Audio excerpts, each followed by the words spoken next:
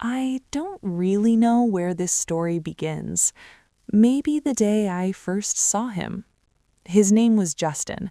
At first, he was just normal, nothing special, just another boy in the room.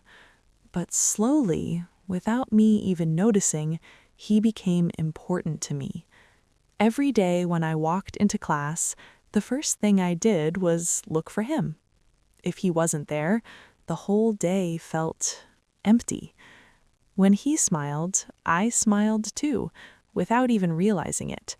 I don't know when it happened, but at some point I realized I didn't just like him, I loved him.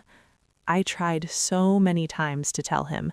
I would open my phone, type the words, "I love you," and then I would delete it.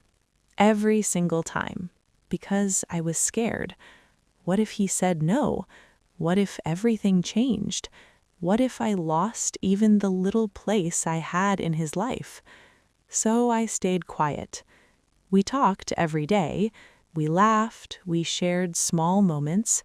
But I never let him see what I was really feeling. Then one day he said, "Can I tell you something?" I said, "Yeah, tell me." He smiled and said, "I like someone." For a moment, everything inside me just stopped. But I still smiled. I said, "Oh, that's nice." He said, "I've liked her for a long time." And I just sat there, listening. That night, I couldn't sleep. One thought kept repeating in my head. If I had just told him earlier, maybe nothing would have changed.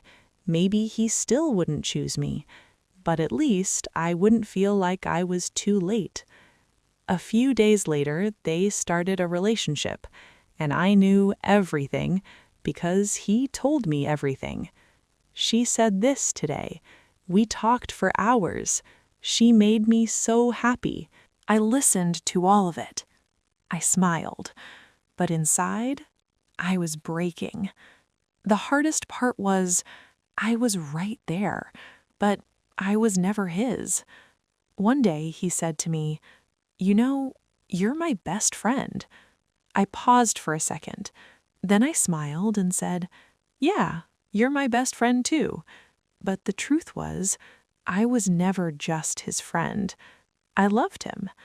So many times I wanted to tell him everything, to finally say it out loud.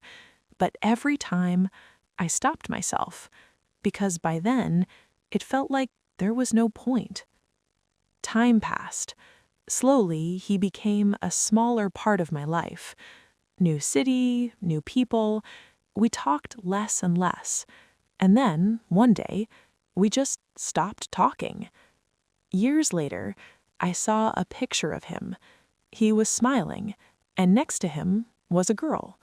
Maybe the same one, maybe someone new. But she looked happy, and so did he. I looked at that picture for a long time. Then I smiled. A quiet, small smile. But behind that smile,